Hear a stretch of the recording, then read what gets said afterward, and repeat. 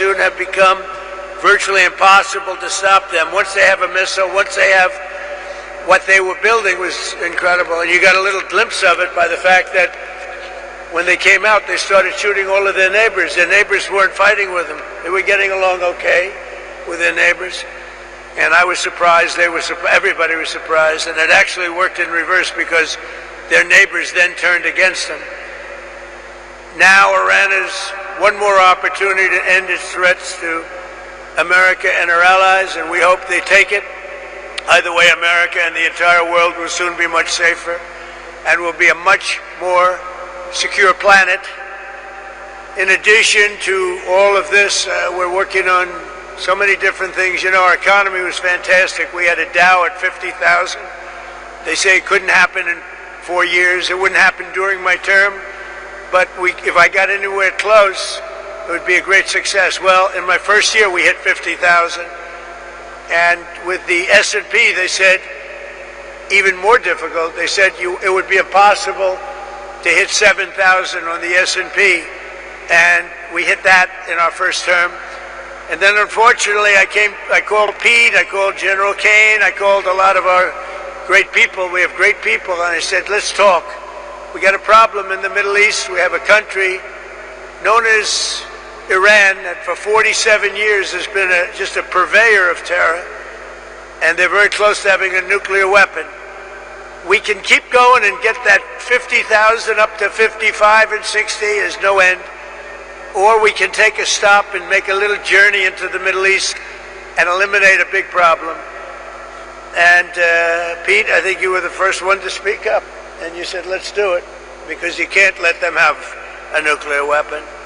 So we are now having really good discussions. They started last night, a little bit, the night before that, and I think they're very good. They want peace. They've agreed they will not have a nuclear weapon, et cetera, et cetera. But we'll see. You have to get it done. But I would say there's a very good chance. And it began when I said that we were planning tomorrow on shooting down some of their power plants, and we're going to hold that up. Hopefully we won't have to do it, and hopefully we can make a deal that's good for all of us, including the Middle Eastern allies that have been very good to us, including Israel, that's been a great partner in this fight. They've really been a good partner in the fight. They fought hard. But we'll see what happens. I think there's a very good chance we're going to end up in a deal. And so we're giving it 5 days, and then we're going to see where that takes us. And I would say at the end of this period, I think it could very well end up being a very good deal for everybody. As good as if we went all the way and just literally annihilated the place, which if we don't have to do that, that would be a good thing, not a bad thing. In addition, after the appalling lines and massive disruptions at major airports nationwide last weekend, I am again demanding that Democrats in Congress immediately end their disgraceful shutdown of the Department of Homeland Security and restore the full funding for airport security and the TSA. They are holding it up because they want to take care of illegal immigrants coming into our country. They want to take care of criminals that are in sanctuary cities. They want to take care of transgender for everybody, literally the mutilization of our children, men in women's sports. But what they don't want to do is give us anything to do with citizenship for voting or voter ID. Can you imagine? We're the only country that doesn't do voter ID. Every country does voter ID. Brought to my attention today that we're the only country that does mail-in voting. Mail-in voting means mail-in cheating. I call it mail-in cheating. And we got to do something about it all, and it's part of Homeland Security. And I'm suggesting strongly to the Republican Party, don't make any deal on anything. The most important thing we can have is what's called the Save America Act. Don't make any deal on anything unless you include voter ID, and you have to be a citizen to vote. You have to show citizenship to vote. Very easy to do. It's very insulting when they say people can't do it because they don't know how to do it. Anybody that can't do it, I think it's a very insulting thing to say.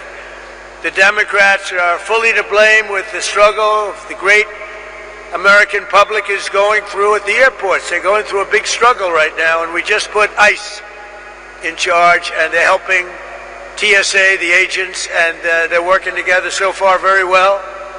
I actually suggested that in the airports they take off their masks, and they did that. In the airports, I'm a big believer in the mask because we have, Biden allowed hundreds of thousands of killers into our country. We're rapidly getting them out, by the way. But they would go after these people if they knew exactly who they were. But in the airports, it's different. I didn't love the look in the airport as you get off the plane. So I made a request and they agreed to it. So they're not going to be doing that. We will also bring out, if we don't have enough, we will bring out the National Guard and where we need it to help out at the airports. But we're not going to let this happen. It's extortion by the Democrats. They're holding up money that's already been approved, and now they're willing to go $5 billion reduction in ICE in order to get the approval on a deal that they approved, the great big beautiful deal, which is the biggest tax cut in history, the biggest regulation cut in history.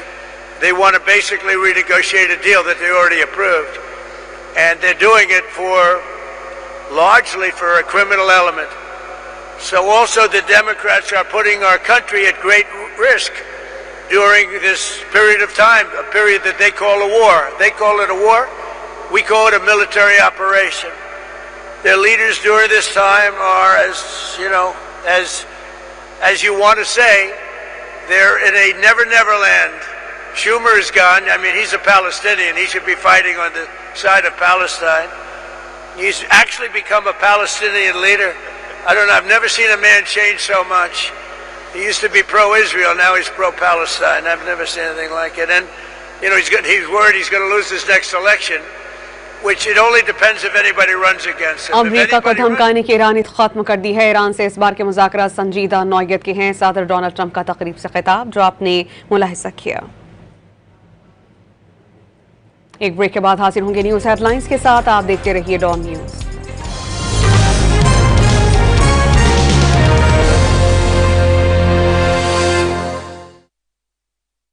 मेरा lemon max bar कम घुले ज्यादा चले।